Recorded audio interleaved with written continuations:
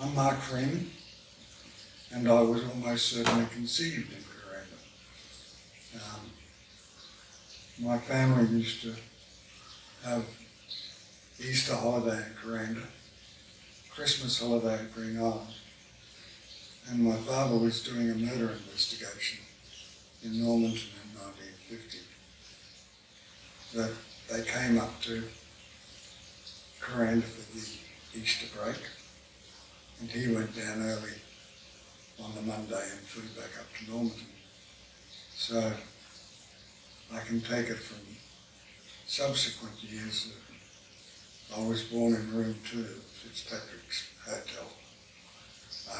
I conceived, not born. I was born in Cairns on the 14th of January, 1951. My mother was an ex-nurse. From there, because my father was in the police, we did a lot of bouncing around. So we went Cairns, Innisfail, Jericho. We then went to Cookoi. Then I went to a boarding school in Brisbane Boys College.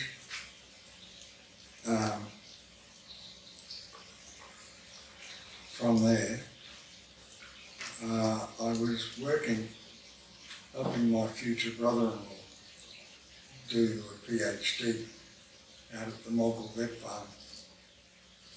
I heard there was a job going in the National Bank, and it was a supervisor of a clearinghouse, so I went along to look at the job. And then I was working up at Atherton. I was still quite young because I did senior at 15.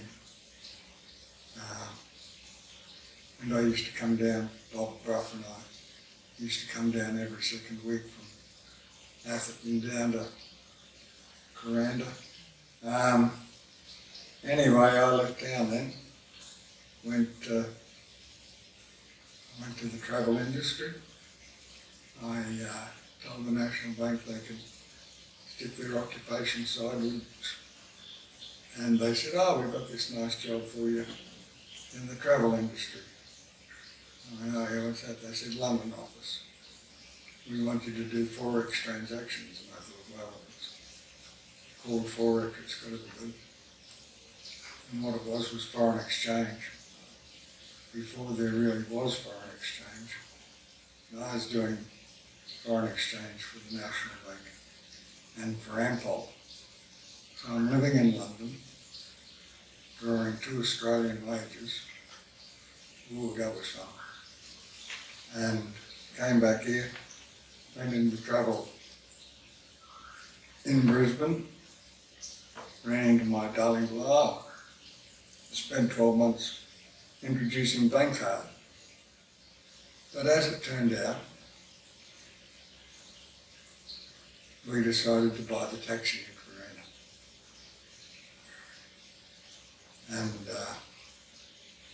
we did that for 4.5 years, developed a strong and lasting relationship with the town, and a very deep and strong and lasting relationship with the Aboriginal community and all of my very beautiful kids and grandkids and nieces and nephews. That has been a wonderful part of their life up here. But anyway, I ran into Steve Dominikovic on the footpath, and he said, "Oh, Alan wants to sell the post office." I said, "Oh yeah, how much?" And I thought, "Oh well, if I do it for 12 months, it'll be fun." And yeah, we did the post office for about 12 years. And I got a phone call from my previous boss in the mail delivery. And he sort of said, "They've knocked back a contract." And I said, "What are you talking about?" He said, "Oh, they decided they don't want to do it." Anyway, it was true, and he said, "Well, can you do it for a little while until I put out the tenders?" So we both took it on again. And I rang him up after about 8 months and I said, I haven't seen those tender documents come out, Pete. Oh, no, yeah. Getting around to it. I'll do it next week. I said, well, actually, we're having fun, you know. We wouldn't mind doing it again. Oh, the post office was originally at the railway station. And it was the post office right up until basically the late 70s, early 80s. Well, that eventually came to an end because there was a bit of a conflict of interest there. Like, this is in the days when railways had parcels and post offices had parcels. And people were walking up and down to the post office was a fair hike. So they decided to call for tenders for a post office. And John and Margaret Clark won the tender, Pommy couple who lived in Brain Street. And they built a post office for the post office. And then after about 8 or 9 years, Stephen Helen Dominikovic offered to buy the business and the post office and the house off Ray, and Ray said, good, I'm going fishing. And he did, and Helen Dominikovic took over the post office. And Helen had the post office for about, I think, 10 or 11 years. And then I bought it off them.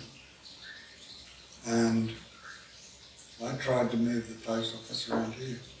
I built this house to be the post office. But unfortunately, or fortunately, it depends on the viewpoint, I lost the election to Oliver Wilkerson.